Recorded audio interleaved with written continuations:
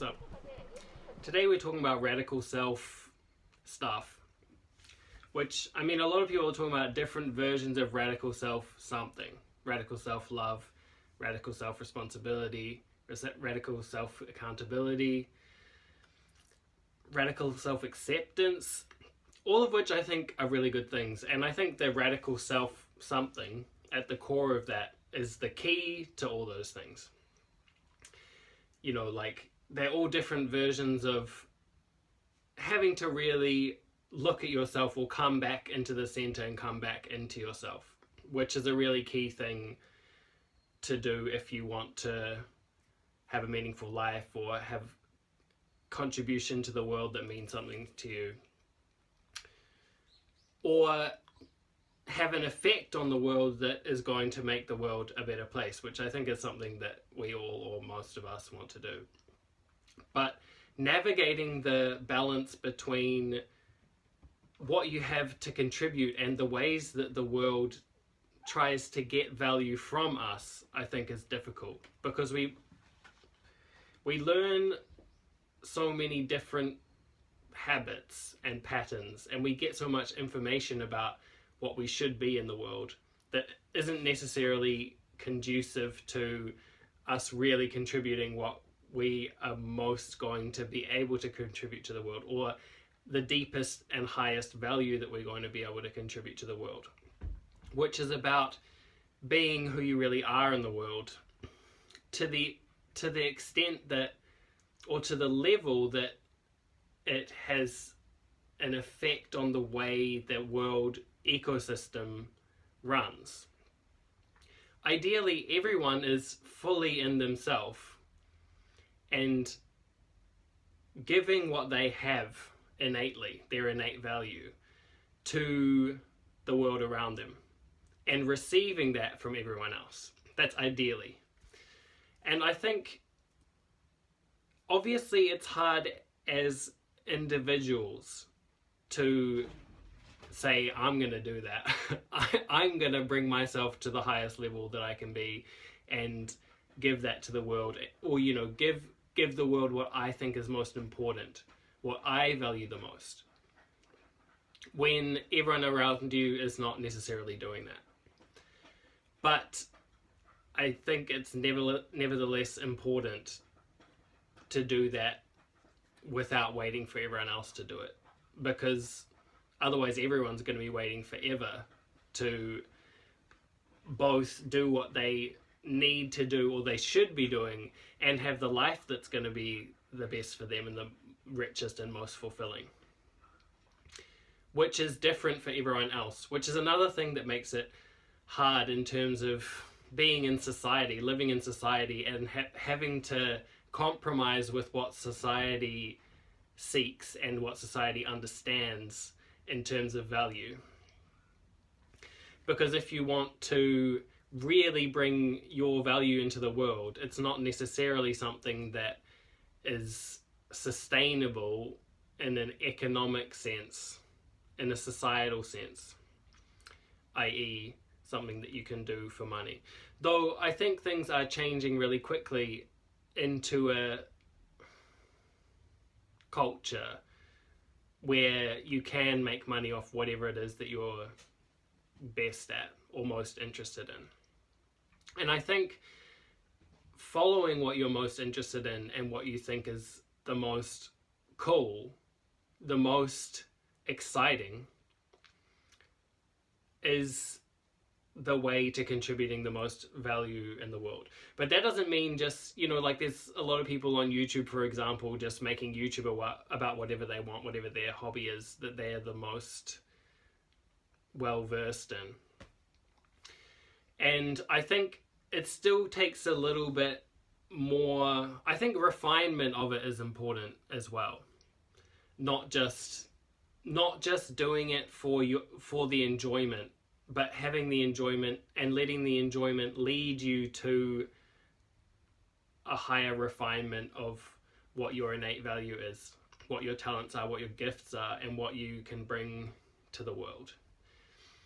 Because although it's offering something to the world or the culture or society to do a popular YouTube about your weird Minecraft shit, or like your weird hobby, like that guy who guesses where the photos are from based and like finds them on Google Maps or whatever, and then has like that's his income doing that because people just want to watch him do it.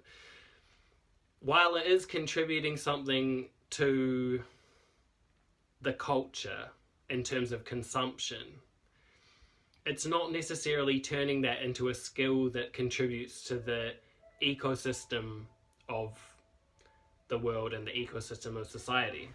And I think it's the same with radical self-acceptance and radical self-love and things like that,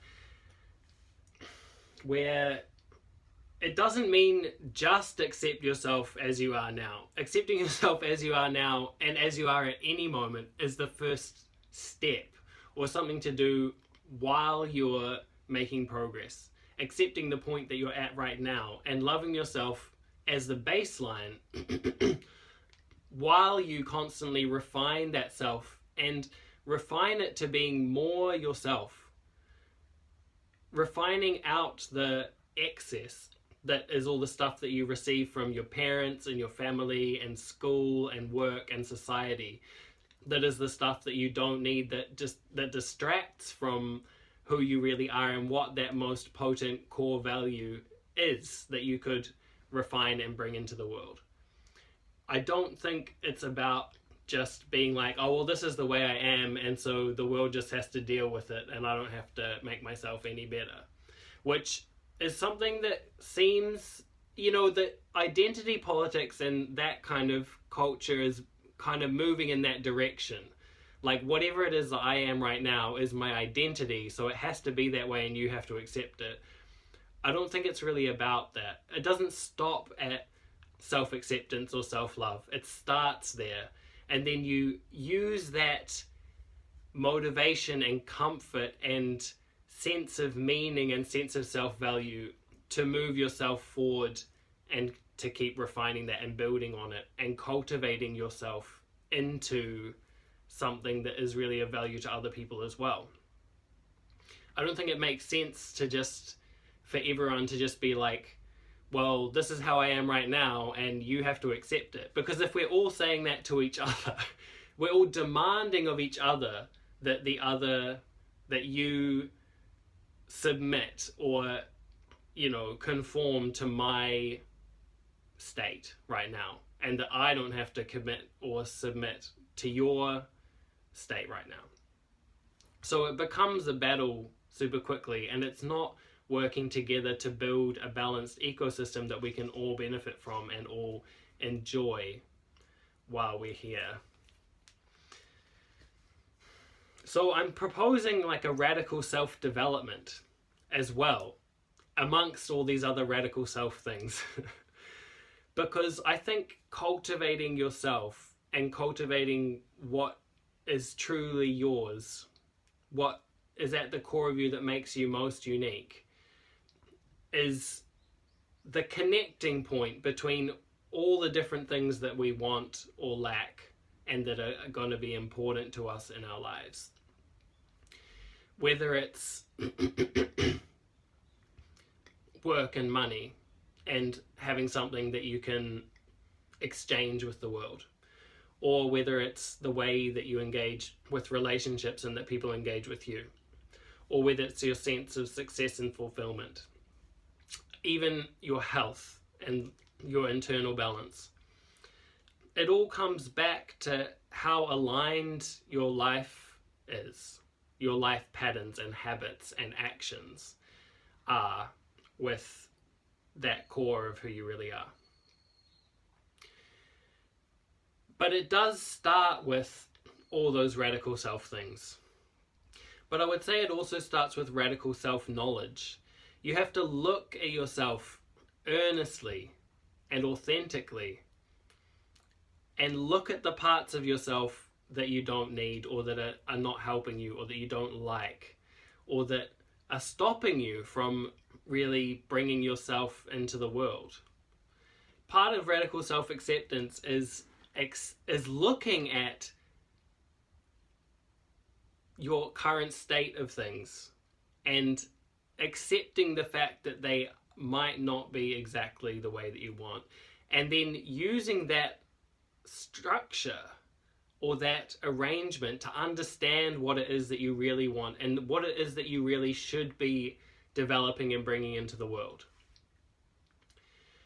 Because without really looking at where you're at and whether or not it's right for you and whether you like it, although it's challenging because you might have to admit that you haven't always made the decisions that are best for you, or that you might have made mistakes or wrong decisions, it's the only way to really move towards doing something that matters with your life. And I don't mean something that matters to the world, that the world can even necessarily recognize at this point, but it's that matters to who you really are. And it's weird that that's so hard to look at, because that should be the thing that we want to look at all of the time, that we're most looking to see in everything that we do. Because that's the only way to find real fulfillment, is by finding the opportunities in life and the spaces and actions and responses and relationships that connect with that and reflect that or resonate with that part of you that can't be exchanged for anything else. You know, you might be committed to doing something in your life, like your job or certain social commitments or family commitments, and you might feel that you can't let them go because then you would be betraying who you really are. But those things can always be exchanged for something else. You can let them go and replace them with better habits. You can change your job and do something that's more suited to who you are and what you want to achieve in the world. And whatever it is you exchange, it's still going to reflect who you are in some sense. It just depends how clearly it's reflecting that part of you that never shifts, that's always, that can't be compromised on.